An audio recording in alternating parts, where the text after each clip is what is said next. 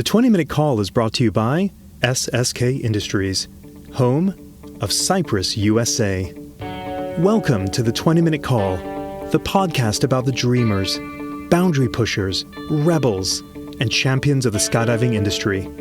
Each episode is a narrative journey highlighted by the highs, lows, and luck that the skydiving industry delivers, as told by the most influential people within the sport. If you've ever dreamed of becoming a skydiver, perhaps opening a drop zone, or becoming the next world champion, you'll enjoy the 20-Minute Call, hosted by me, James LeBarry. My guest today is the person behind some of the most iconic images in our sport, and the person who built the tools that the rest of us rely on to capture our own. Mark Trunk Kirschenbaum is a skydiving photographer, electrical engineer, and the founder and CEO of Hypoxic, the company that has become synonymous with camera equipment in freefall. If you've ever picked up an issue of Parachutist magazine or scrolled through skydiving content on social media, you've almost certainly seen Trunk's photography as well. Trunk has filmed big wave formations and record attempts, served as a camera coordinator on commercial shoots alongside Joe Jennings, and authored widely referenced technical articles in the sport, including his piece for Skydive Mag on filming big wave and record formation skydives, which documented techniques that had never been written down before. But what makes Trunk's story especially compelling is its origin. Before skydiving, Mark was a hardware and firmware engineer. He earned a degree in electrical engineering from the Rochester Institute of Technology and spent years working in the semiconductor industry, including roles at Intel and microchip technology in Arizona. What started in 2006 with the HypID Pro has grown into the #1 source for camera gear in human flight. Hypoxic's product line now includes the Bluetooth Lite and the Pro, camera plates, mounts, adapters, and ring sights used by professionals worldwide. Trunk also writes the definitive GoPro teardown and review series on his blog, which has become essential reading for anyone flying a camera. Today, Mark lives in Chandler, Arizona with his wife Julie, who is also a skydiver, and can be found most weekends at Skydive Arizona in Eloy, either on the drop zone, at the bent prop, or at the Hypoxic trailer. It's my pleasure to welcome to the 20-Minute Call podcast, Mark Trunk Kirschenbaum. Trunk, how you doing? I'm doing great, man. I'm doing great. Thank you for the great introduction. Yeah, that was quite an intro. A lot going on there. Like sometimes you second guess yourself if you've accomplished anything in your life, and I was like, oh wow, I actually have. So hey, you done all right. Yeah. You done all right. I want to start with your name. Where does the name Trunk come from? Oh man, that's kind of funny because for years I never told that story, and recently I just started telling it all the time. If you want, I could tell you the whole story. It's a couple minutes long. Let's do it. So basically, when I first started skydiving, I started off at Coolidge, and I had about 50 jumps, and they were doing this boogie in Puerto Vallarta, which is about a 3-hour drive from here. And the DZO was like, "Hey, your camping skills are good enough to like land on the beach if you want to join us." I'm like, heck yeah, I've never been to a boogie before. I'm like, let's go, So I go down there, I jump, I'm having fun. I'm, drinking, going up to the restaurant with everybody. Don't really know anybody because I'm a newer jumper, 50 jumps, I think, at the time. Go up to the restaurant, go use the restroom. And I know they're all going to another bar. I come out and there's nobody left. And then I walk downstairs really quickly and I'm like, where's everybody at? One car drives away. This other car is about to drive away. So I hop in the trunk of the car, and close the trunk lid on me before they go. And I guess I start giggling. And they're driving in Mexico, right around. And is there somebody in the trunk of our car? They go and they pull up to the bar, open up the trunk. I'm like, hey, thanks for the ride, guys. Mind you, I'm like 22 years old at the time, newer skydiver, partying my butt off, just drinking. And the next morning, they're like, we're going to start calling you Trunk. I'm like, that's a horrible nickname. I hate that nickname. And there's nothing you can do about that. It just stuck. Who calls you Mark? Man, my parents, whenever I'm in trouble. I'm finding a lot more people, because they know me from social media, are starting to call me Mark a little bit more. So like, hey, Mark. And I'm like, okay. I think Julie's parents call me Mark, but that's about it. When I first met you, it probably was a few years after you started Hypoxic. I was probably 2008, 9, those early Carolina Fest days, maybe 2010. And I remember you, I don't know, definitely a partier. I mean, you definitely enjoyed yourself. I don't mean that in any kind of negative sense. We all partied. And you were on the boogie circuit with, I want to say maybe your fifth wheel. But it hadn't occurred to me until doing this research. That was the early days of Hypoxic. It hadn't really been around that long. It did the young kid thing where I basically designed. I think Hypoxic started in 2006, so that probably was like 4 years later in 2010. What ended up happening is I designed a product that every camera flyer needed, the HypID Pro, where we used to wear the Sony cameras, and it was always mounted on the side of our helmets and boxes. So in order to start and stop the camera, we would have to use the HypID Pro. So I ended up coming up with a device that sold a lot of them, and I had the manufacturing done. I did it right, so I had it manufactured for me.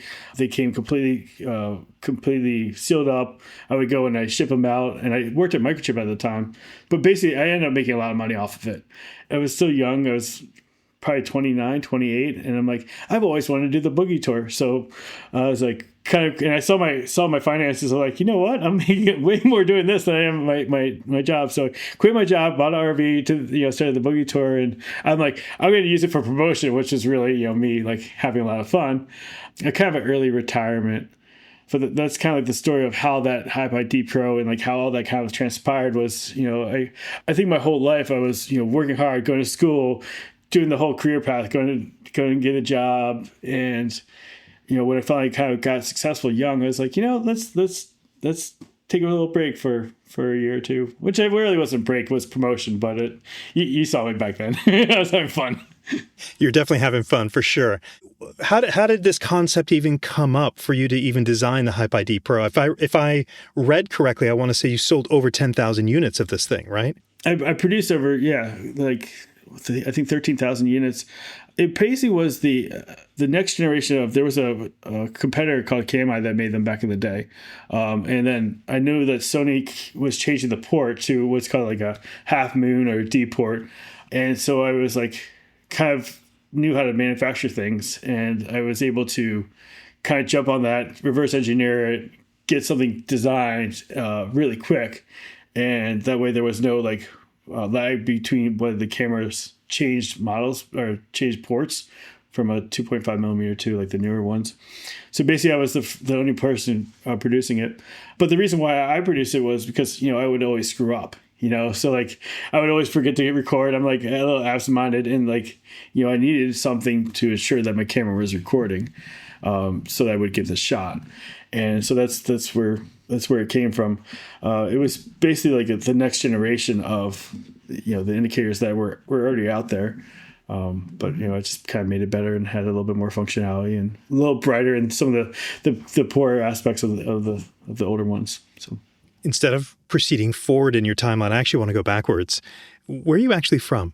Are you from Rochester? I grew up most of my life in Philadelphia, North Philadelphia, in Bucks County. I think there's a drop zone. What's it? Skydive, Percy, Philadelphia, just close to that, Newtown, Pennsylvania.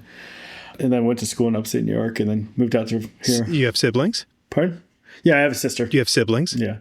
Okay. And were there any early indicators when you were a kid that your brain was sort of wired for engineering? What were your interests back then? Oh, I mean, for sure. I think at age 3, I was taking apart popcorn makers and stuff like that. I found a screwdriver and on the kitchen floor taking apart things. And my dad was he would tinker too, and so he was never an engineer type of thing, but he liked working with his hands, and so we would always be doing things together. Growing up, I was lucky to take electronics in high school, and basically my parents would always feed me the construction type kits, the constructs, and we didn't really do Legos, but that kind of stuff to feed my brain, because that's what I craved, and that's what I was doing. So I think I'm living the dream right now, because I get to reverse engineer stuff and as a job, and that's kind of how I made my life, is to still be able to take things apart for a living. So, were you a good student? I think It's funny that you just mentioned that. My mom dropped off a lot of paperwork the other day of like my grades and stuff like that. So that was a kind of an awakening. Was I a good student? No, I was yes and no. I had a learning disability growing up, which was called a word retrieval, word processing to learning disability. And my parents got me this really great instructor that was able to kind of teach me a different way to deal with those issues. One thing I saw in the documentations, I had a whole like psych eval and stuff like that when I was like 6 years old, but was like the auditory like learning and stuff like that, like that I had, issues with, just when people tell me how to do things, like it doesn't really link in my head.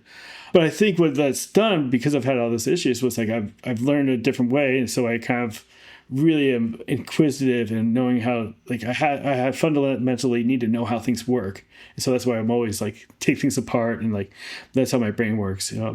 As far as grade wise, I was okay. My parents pushed me to like the higher level math and higher level science, which I didn't do great in high school and stuff like that, but in college I excelled. Like, the calculus and the high level maths I did okay because I finally was applying it. That makes a lot of sense. And I know so many people who've had, we'll call them learning disabilities, who are brilliant minds. It's almost as if maybe the obstacle, if they can get past it, leads to so much more. I don't know, because maybe the brain, I don't know what it is about the brain, but I have some friends and even a family member who's absolutely brilliant, but not necessarily book smart. And I'm not suggesting you weren't book smart, because it sounds like once you were applying it, it was working out. I just read a bunch of books by Feynman, and kind of the same thing where it's just your brain has to work around a different path, and so you just, especially your neurons, you like rewire them to learn a different way. And I feel like, I don't know, I'm just happy where I'm at right now, because all I gotta say is like, it worked out well. Are you an avid reader? I'm not, but what I found out in my older age is that I do really well listening to books while I have monotonous tasks. So if I'm out here doing production work or building things, right now, like pretty much everything Hypoxic wise, I'm hand building here in the shop or with tools. During those time periods, I play Audible books, so I like listen to hundreds of books a year. No, I mean not a year. I think I've listened to probably about 300 books in like 4 years or so quite a bit. And that's just it makes my mind not wander while I'm doing these monotonous tasks. So I do read a lot, quotes, but not physically read them. So you listen a lot. Any particular audiobook that has really stood out to you in the last few years of all those books? Oh man, like the Feynman books is, why am I spacing on his name? Patrick Feynman? Oh no, Dick Feynman. So it's the nuclear physicist from one of the physicists from the Manhattan Project, and he's a brilliant mind of our generation, and he really relates to my thought process of how I think. He was cracking safes at like in Los Alamos and stuff like that, like for people, and like just like kind of like it really resonated with me, and so that recently was kind of a good book. I have a horrible memory, and so that's when people ask me about like, oh, what'd you do last week, or what's your favorite book? Or even Eliana Rodriguez the other night asked me like, what are my goals for this year? I'm like, I wrote them down. Like I have like this whole like mindset that's broken everything down, but I'm like, what are my goals? Like, what are the top things, And I'm currently focusing on like doing a lot more bullet journaling and stuff like that, and that's a book that I'm kind of listening to right now. Even though I've started that at the start of the year, I'm finally kind of going to the source and how to do that properly. So. And you said bullet drilling? Journaling. Journaling, excuse me. So. This episode is brought to you by SSK Industries, home of Cypress USA. Since its release in 1991, the Cybernetic Parachute Release System, or Cypress, has been on more than 192 million skydives and has never failed to activate when called upon in the most critical moments. Engineered and built with German precision, the device has saved over 5,400 lives. Why choose anything else when your life might just depend on it? Cypress. How old are you, Trunk? I have no sense of how old you are. I am 47 years old. So. Okay. we're about the same. Yeah. So life's been hard on me or life's been good on me. I don't know which one it is. I mean, you definitely have a very youthful energy. You know, it's good. It's really good. So I really wasn't quite sure, but it's always very positive. It's always enjoyable whenever I'm in the same space as you and going, yeah, Trunk you seem to have a very happy disposition in general. Is that pretty right? Like, I don't get a sense you worry about too much, you know, you're just pretty easygoing. I think I've realized in my older life that I deal with some anxiety, and that's kind of one of the reasons why I like skydiving is like it forces you to come up with methods of dealing with that, be it the plane, being a competition, be it whatever, or even big waves, you know, how to deal with that. And I think that's one of the reasons why I love it is because it's forced me to deal with those things and actually recognize it. With that being said, like, you know, my wife, Julie, has done has a huge effect on me and making me like happier and smile more. And like, we're both becoming more contagious on that. I feel both very happy people. And it shows through when you're living with somebody that's happy, it kind of keeps you happy and it's just snowballs that way. And so I was going to say this to the end, but I'll say it now. In looking through your social media, I feel like you might be one of the most happiest married people I know. I mean, I don't want us to sound weird, but you all seem so happy in love. And it's so refreshing to see the two of you guys, how you guys just operate in such a happy way. It's nice to see. I'm lucky. I'm very lucky. And I'm glad we found each other. So that's cool. That's really cool. So you go to Rochester Institute of Technology. So why did you choose there? I went to a fantastic high school, Council Rock in Newtown, Pennsylvania. There was an electronics program there.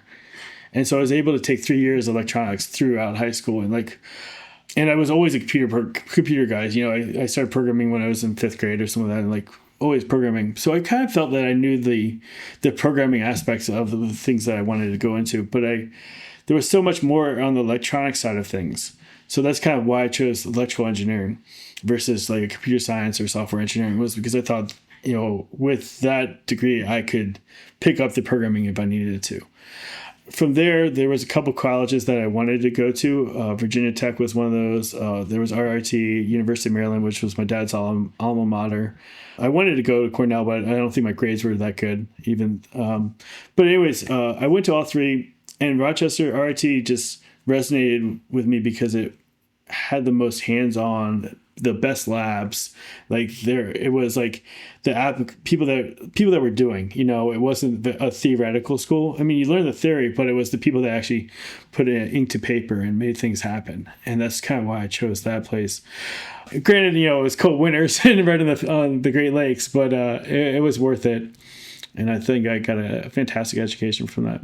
So. After college, you joined the corporate world. You worked for some microchip.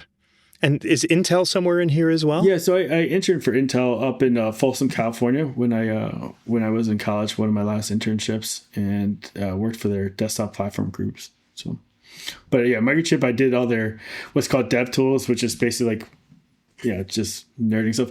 Let me back up what I did. Like, I worked at a company that made like the microcontrollers. So the stuff that's in your Vigil, in your Cypress, in all your audible altimeters. There's like, you know, hundreds and hundreds of them in your cars now. They're just like little microcontrollers that brains for everything. And that's what Microchip did. And then I specifically worked on the development tools, like the tools that actually got the code into the parts and was able to do that. So fascinating. Do you look at products like Vigil and Cypress and marvel at the reliability of these devices? I mean, or is it just, you know, it's like every other electronic type of equipment? I mean, well, I mean, I really do. Because I've had, you know, obviously a lot of people have been like, Trunk, why don't you make like a Vigil? Why don't you make a Cypress? And the truth is, there's a lot of corner cases that I don't think people understand, and that's where those two have the time spent and the years of knowing this. Like it's what happens when a weather system comes in. What happens when you're like what we had on the 250 way. We were in the plane at 18,000 feet for 30 minutes. You know, that's the stuff that like people coming out with, like, everybody's coming out with altimeter nowadays because they have Arduino boards and they know how to make, it's just a barometric pressure sensor and stuff like that. But the dealing with the corner cases and like the reliability and the, X-rating the cutters and that kind of stuff, they're very simplistic systems from an engineering standpoint, but the reliability that you get out of them and them handling those corner cases, and like, somebody hits the pond a little hard and they still work. I personally don't want to put myself into having to be that reliable for something. That just seems like I would hate it if I screwed up, or if like something I built like was just a little off and it killed somebody. And that's what you get with those companies. And there's.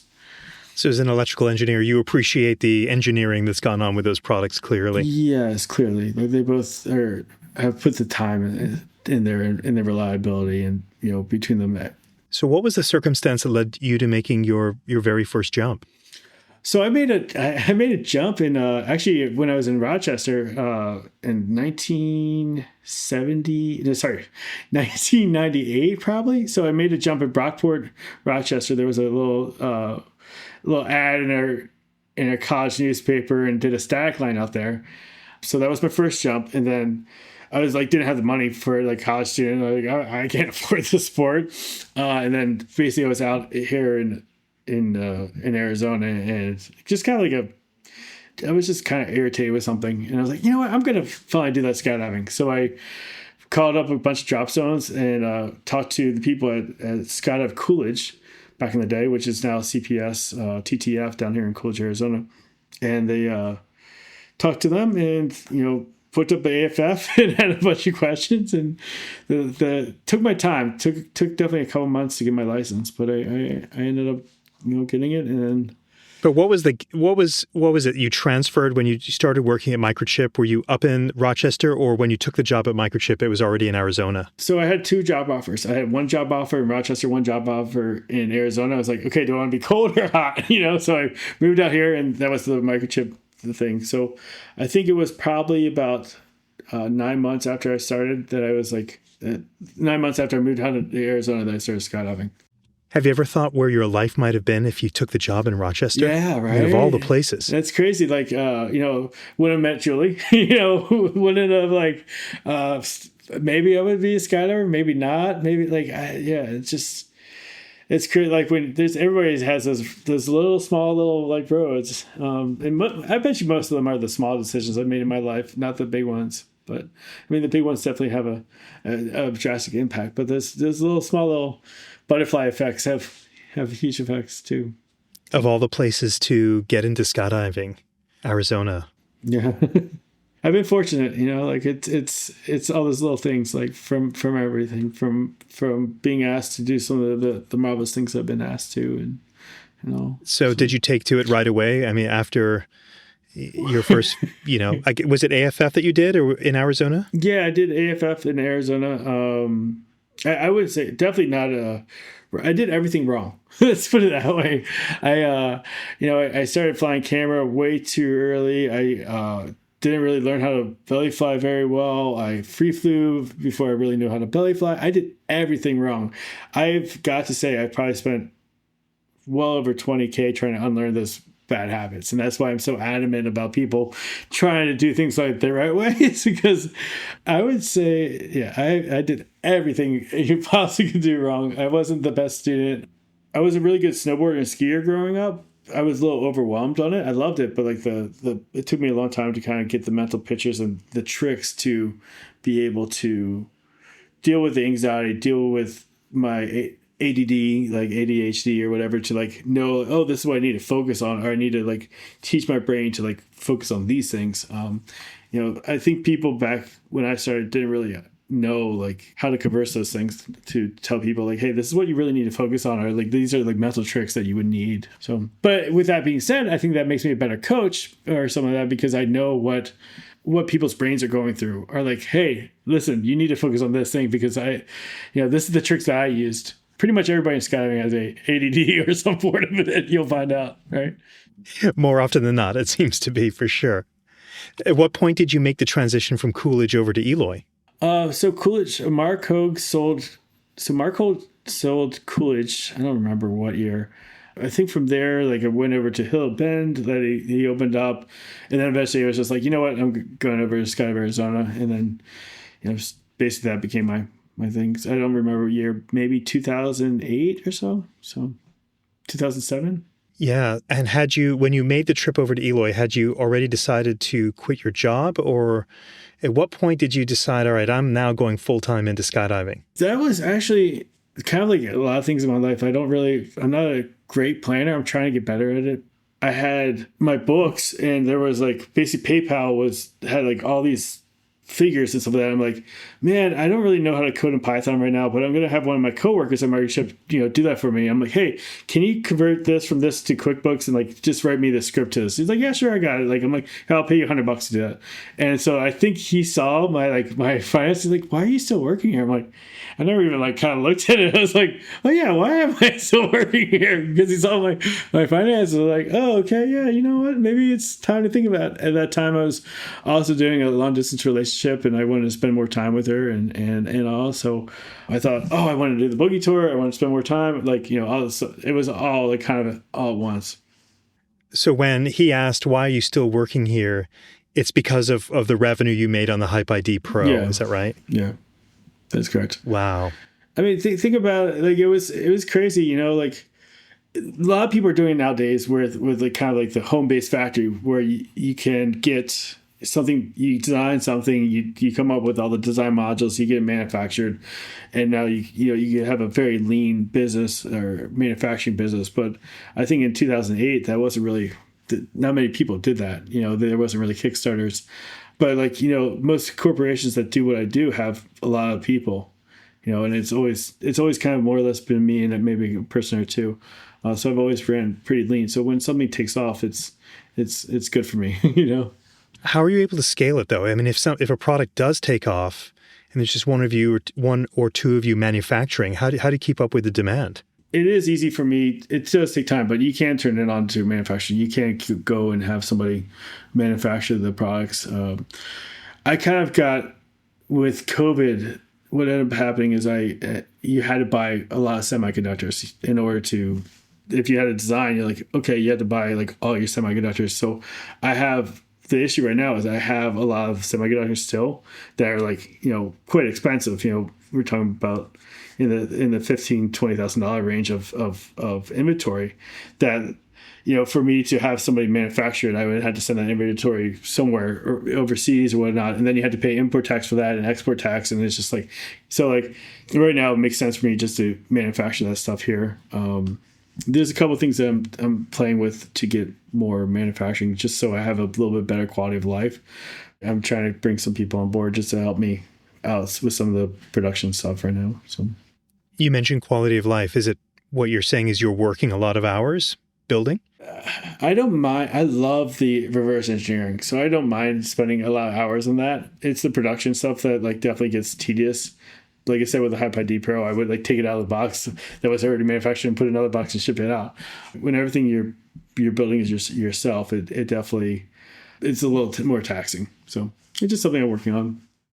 I can imagine. So you come to Eloy roughly 2008.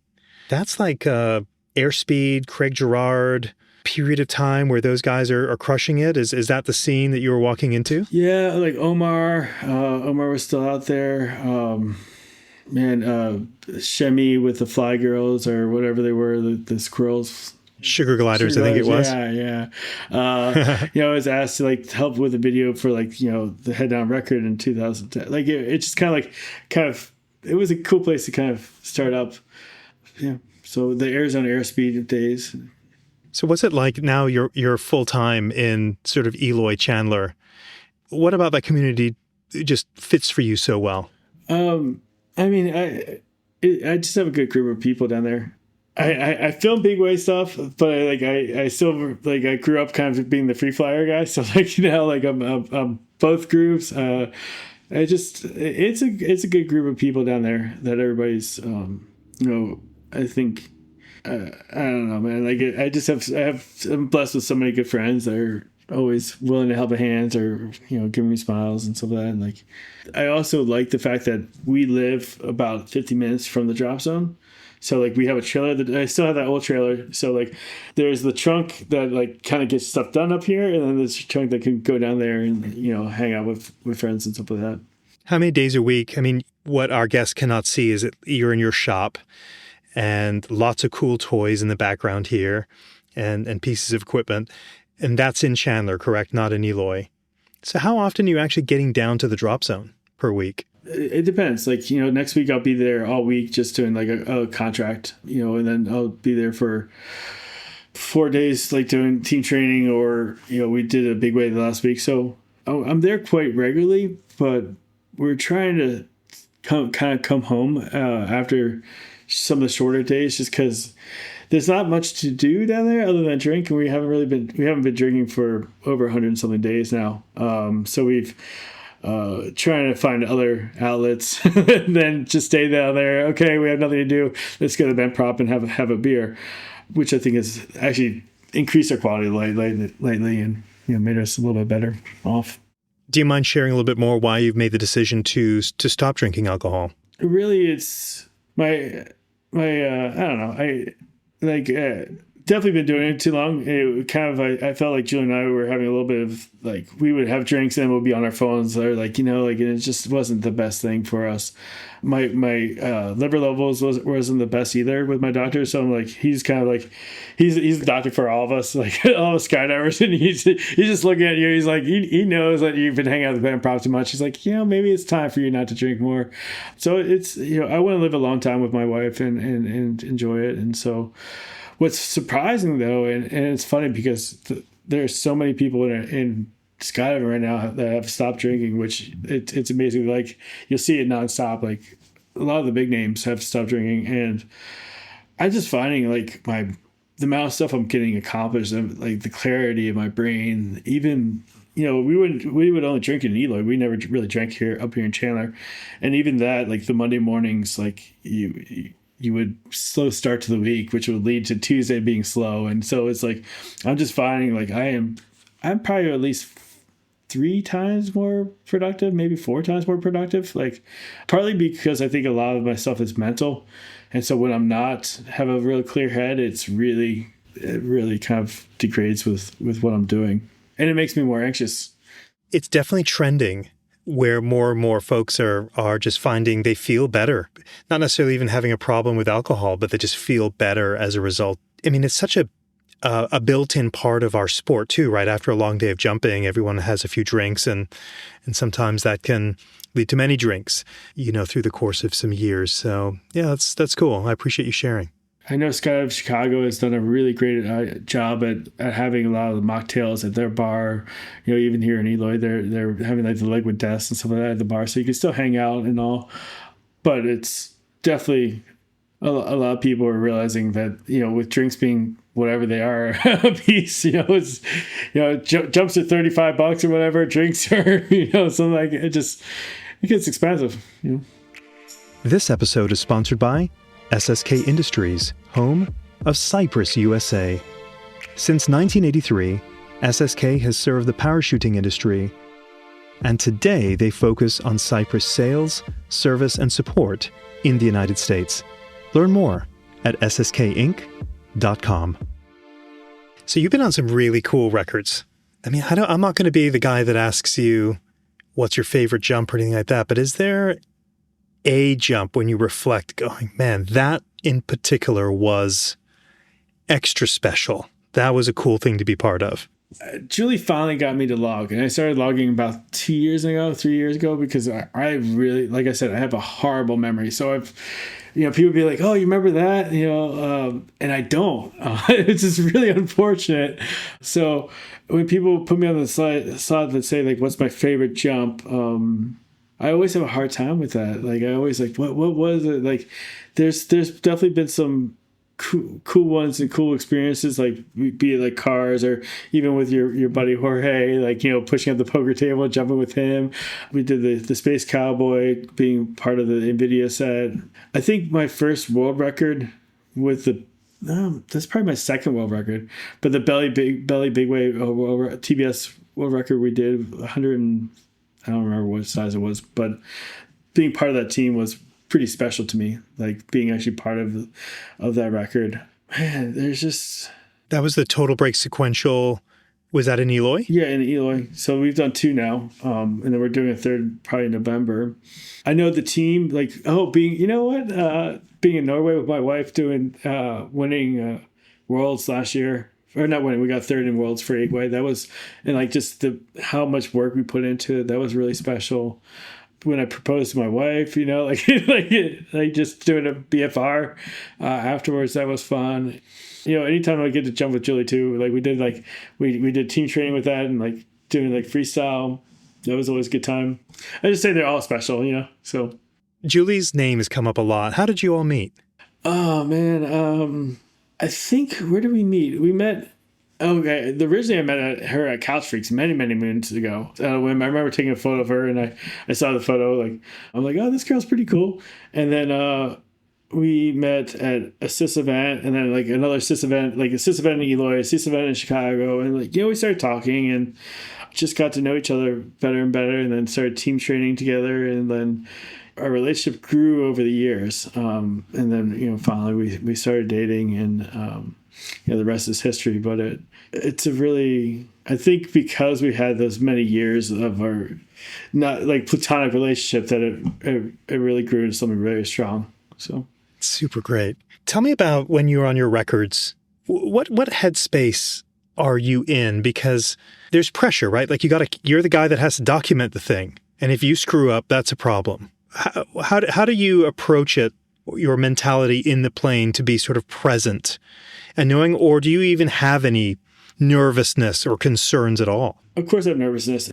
You got to remember everybody on the record is critical. Like there's not a single person in any record that's not critical. So it's, and Dieter was the one that kind of pointed out, I'm like, yeah, you're right. Like every single person has a soul thing, to the point that we don't really have, so on the TBS records, we don't have duality. We have like one person underneath, one person is straight vertical, and then like one person is like maybe a little shallow, more like the pretty shot.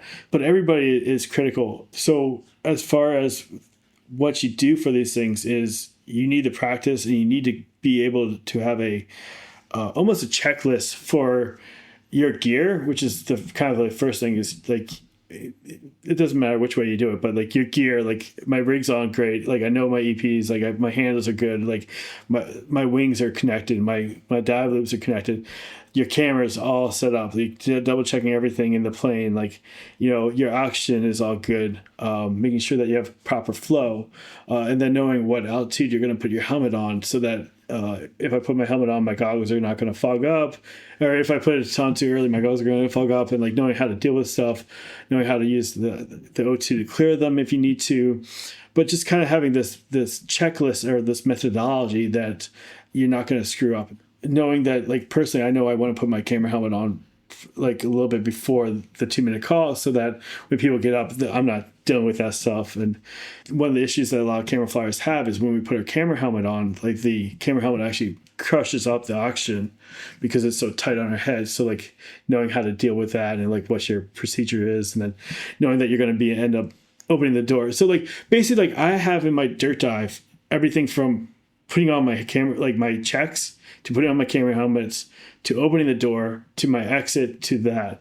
And one thing that's really helped me out was reminding myself that I'm a ninja and that I know what I'm doing. And like if I'm ever like starting to get that little like anxiety right before exit or something like that, like I remind myself I'm a ninja, I know what I'm doing. I like smile at other people so they smile back, or I give like a last minute high five so that we kind of all like, especially in the front of the plane, like we'll all start getting this angst or anxiety. And like kind of I'm starting to figure out that if I'm like smiling and like helping out other people, it makes us all kind of loosen up, relax. So between that, like reminding yourself that you're a ninja and you know what you're doing, and obviously the flow and that smiling has really helped me out to not screw up. What's the hardest thing about being a camera flyer? I would say the hardest thing about being a camera flyer, oh man, there's so many things. I would say there's 2 things that are coming to my mind. The one is just the sheer volume of things you have to do. Like it's insane. Like every camera, and that goes along with the safety aspect. There is so much stuff, from everything you need to do, like open the door to turn on all your cameras, to make sure all your camera things are right, to the extra equipment you have, to your housekeeping under canopy, to like knowing where you're going to be, knowing where divers are going to come from, or like floaters are going to come from. Like there's just so much more that's going on with camera flyers that I think nobody really realizes or takes for granted. So that's the first thing that I think one of the hardest things about being a camera flyer. The second thing is it's hard. It's your artwork. So it's hard not to take things personally with, if you kind of not screw up, but like don't get the angle, or somebody like crops your logo out, or if somebody like treats it a different way, like, you know, as far as like color correction, or puts like a filter on it, some of that, like, you know, I've had to grow in the past couple of years of like realizing that it's not worth, like you say your words, but afterwards it's kind of not worth it to take it all to heart, especially, you know, like with that it goes, you know, you might have the killer shot, and you know that killer shot doesn't get published, you know, and like really not taking that stuff too hard, and realizing that that's just your ego, you know, and like, you know what you did, you know what you accomplished, you know, getting the published is kind of like our reward as a camera flyer. So I'm not taking that too much to heart if something doesn't happen like that. I think if I were to say, Trunk, if you were to share with other skydivers that every camera flyer wants other skydivers to know, namely about the artwork, because we see so much stuff on social media where maybe there's not even a photo credit. And it's upsetting because it cost you money to take that shot. Certainly, you know, in all your equipment and possibly lift tickets and all that. But is there something that, hey, I'm going to give you the platform as a camera flyer. How can maybe the community better support camera flyers is maybe a better question. That's a good question. I wish I was a little more prepared on that. But I think the thing is that people don't realize is a lot of times the branding is all we have. And the way that we get, you know, the next gig that's paid, or the next, you know, paycheck from not really sponsors, but like, you know, like from a big time production gig and stuff like that is our awareness and our brand. So like when people don't tag you or take a photo of like a photo, or like, you know, just don't have the courtesy. We don't ask much, and that's really all we're asking is like, you know, either tag us or leave the leave the logo. You know, it takes 2 seconds to contact us, and most of us are really quick on getting you like something out. I would say just use the courtesy to, you know, keep that logo in there, or keep the tag, or, you know, realize why we're doing it. Like a lot of people are trying really hard for their brand nowadays, you know, and just have a little bit of respect for the brand of the person that actually took it, you know, because the still cameras we're jumping, you know, I'm jumping with what, $7,000 worth of cameras or some of that or equipment on my head, you know, 2 decades of training to get to where I'm at right now. You know, it's like, it's not, it sounds free because it's just a jump or $35 jump tickets, but it really is, you know, has some cost to it. No doubt. You said you you sort of broke all the rules, but now that you're very seasoned, you've been doing this for a long time. What are your pet peeves with younger camera flyers today? I wouldn't call it pet peeves. I think it's just the unknowing. Like they don't, and it's taken me it's hard not to jump on people because you know that it took you a long time to learn the stuff. It sucks when people are pushing stuff that they don't know, like as far as, you know, camera safety and all. I think that the big deal is people aren't aware of what happens during malfunctions, or what like entanglements can happen and how they occur. Everybody's like, oh, like I'm not gonna have my parachute's not gonna open up this way and catch this long GoPro mount type of thing, but they forget about how the reserve is gonna open up, or what happens in malfunctions, which, you know, that's when like stuff hits the fan, and that's when it really matters. I think people really need to take some time and watch some cutaways and watch what happens with your risers and how close they get to cameras, and how, like, when we're cutting away things, where your reserve goes with RSLs, and watch what happens on landings and where your dive loops are in proximity to your camera. So I think that's kind of my pet peeve with newer jumpers, is not it's what we have to do better as a community is to train these people and be like, stop, dude, this is stupid. This is why. And I'm trying to do my best on it, and it's hard, but I think we're slowly getting it through, but it's going to take time. Trunk, you've had some close calls, and the reason why I say that is I remember vaguely that you had a close call at Skydive Carolina during Carolina Fest. I don't remember the details of the jump, but it was like, whew, let's definitely have an extra cold beer after that skydive. Anything come to mind in terms of, wow, I was lucky to walk away from that particular incident? There was definitely some learning experiences. Like, knock on wood, I've been lucky, to make mistakes and walk away from. I think also that allows me to understand what kind of the risk assessment of things. I don't wait for cutaways. Like I don't like if something's wrong, I'm the first one to chop. Like I'm like, you know what? Like I trust my rigger. I'm gonna get this away. The one in Carolina Fest that happened was, it was dumb, and there's two stories there, but I basically we were over the woods. I forget what direction, Cornell direction it is at the drop zone, but and my girlfriend at the time, she had a cutaway, and I was like, you know what, I might be able to catch your feedback so that we don't lose it, over the woods. And I was like, kind of came around and tried to assess the path to catch it, and I went to abort from catching it, and it ended up catching my A lines. And at that point, I was like, look. I started feeling the turn on my canopy because I was jumping a chaos back in the day or whatever it was. And it started curling my canopy. I'm like, you know what? I'm at 1,500 feet. I had to make a decision right now. And so I just got rid of it really quick. So that was that incident. And that was back in 2010, I think, or 2011. The nice thing about that was that allowed us to locate her canopy because my canopy was very easy to find. But I'm never going to do that again. I'm never going to try to catch a free bag. It's really dumb.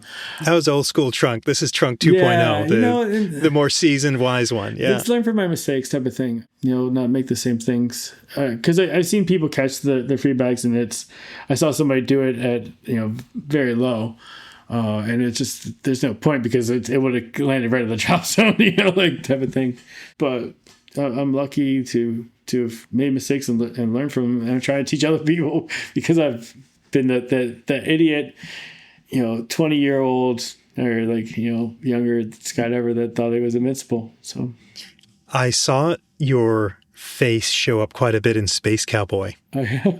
Can you share about that experience working, I guess, on the car stunt and any other experiences you've had with Joe Jennings? We talked about quitting drinking, and let's back up. I saw the movie after a couple of cocktails the first time in Tucson, and then recently I saw it again last week in here in Casa Grande, and it was, my mind was a lot clearer to see what was really going on a little bit better. And what I realized is I've been on a lot of those jumps. I never really kind of found on me how many of those jumps I've been on with Joe, or at least behind the scenes type of thing. And so it was really kind of neat. I said, I have a horrible memory, so I don't remember that I'd all the kind of cool things I've been on. But I was like, wow, I was on that one. I was on that one. I was that one. But as far as the cars going, I think I was at the right place at the right time many, many moons ago, and I helped Joe out with the bathroom setup and the poker table that Jorge was on. And from then on, we kind of got into this thing about crashing GoPros, pushing GoPros on things. And so every time there's kind of a major thing where we have a lot of cameras that we're going to destroy or mount on the planes, he calls me up. I'm lucky enough to sometimes be able to jump out with him, which is funny because I got yeeted totally we pushed out the car on the Space Cowboy one, and I totally kind of got that we just pushed out a car of a Skyvan, and I exit, and I'm wasn't the cleanest exit, but the movie poster, I'm the guy that's sideways, still trying to get the shot. So I'm okay, of course, the one shot of me on a movie poster, and I'm not the best body position possible, but I was oh, whatever. I'm still happy with it. Have you ever been a little bit scared about? The cars, when they're not stable, seem so scary the way they're moving through the sky. Have you had to sort of dodge yourself from a car? Not necessarily a car, but the couch that I did. We did a garbage day a couple weeks ago, or sorry, probably about 4 months ago, like basically like a whole week with Constantine, and we pushed out a bunch of objects.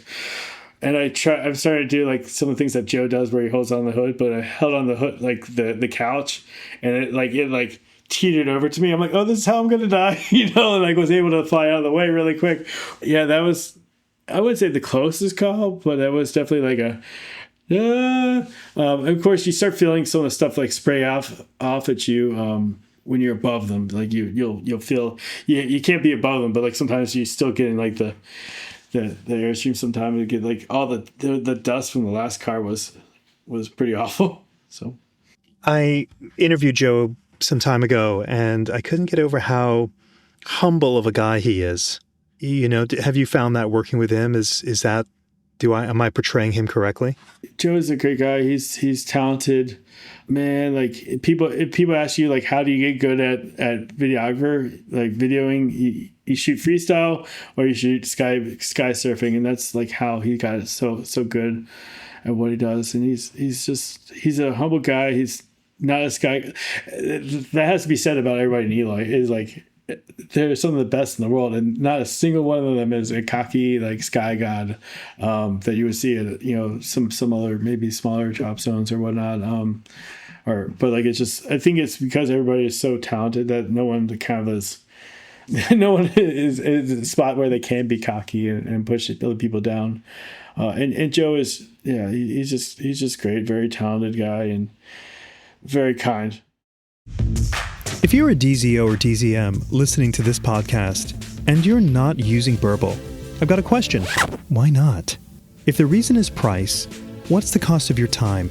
Other booking and manifest softwares are a one-size-fits-all.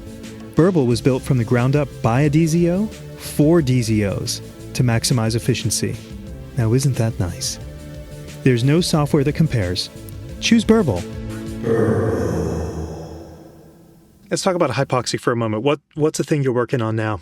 So right now I'm developing basically like Sony did away with what we call our multi-micro USB port. And it's just like, it's a micro USB port that they had like an extra pins in there to, activate your still camera. They got rid of that and they went over to USB-C. And so the thing is that they didn't have a method for firing our cameras, which sucks for us because we need a method to use our tongue switch or blow switch. Well, recently they actually added this back in, but they've been really quiet about it. And Sony doesn't have even a product themselves, but we were able to, I was able to come up with a device that works in the USB-C for like the Sony A6700 and A7C2 and some of the newer cameras to enable us to fire our cameras and basically, take photos with these new cameras. We were worried because we thought we would have to use Bluetooth for everything going forward, and luckily we don't, and we have a hardwired solution. So that's something that should be coming out hopefully by the time this airs. So I'm very stoked about it. What's the product called? I don't even know. That's the thing, is I don't even have a name for it yet. Right now I call it the Sound USB, but I'm going to come up with something neat. So hopefully by the time this airs, I'm an engineer. I don't like it. This is your job. Come on. What should I call it?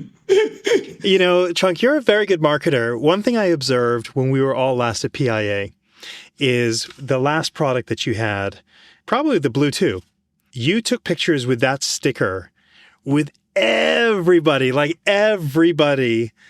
You were just getting selfies and the sticker was showing up somewhere. And then I just saw these pictures everywhere on social media. And I thought, man, that was so smart. That was so smart.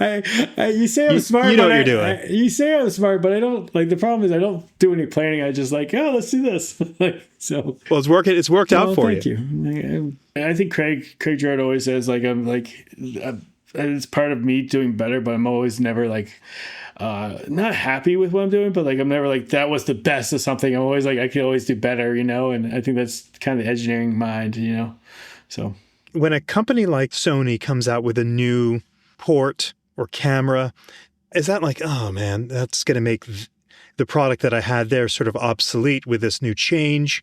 Or does it excite you going, I can get my hands dirty and sort of figure this thing out?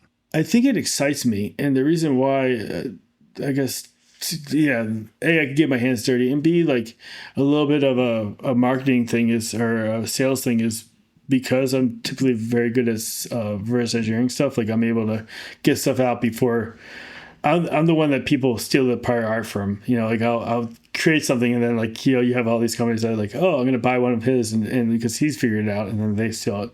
It's the nature of the beast. But at least I'll be able to hopefully make a little bit of a living off of it early on. So have you seen that, where some of the camera manufacturers have seen something that you've developed and they're going to utilize it as well? Am I understanding that right? It's more like the third party manufacturers. Like there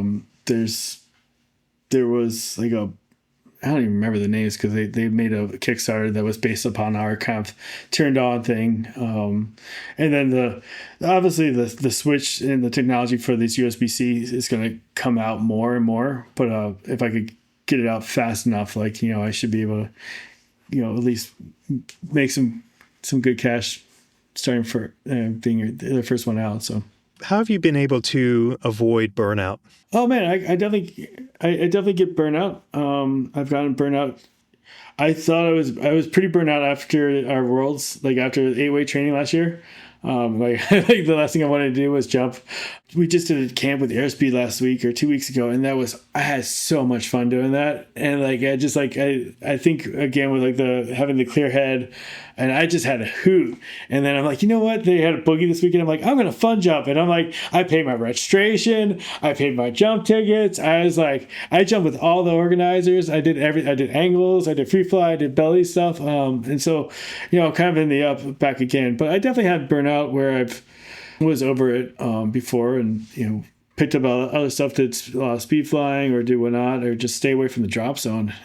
It's easy to get that way, and I've been through it for some years, and right now I'm in it. So, what do you enjoy doing if you're not skydiving and you're not working?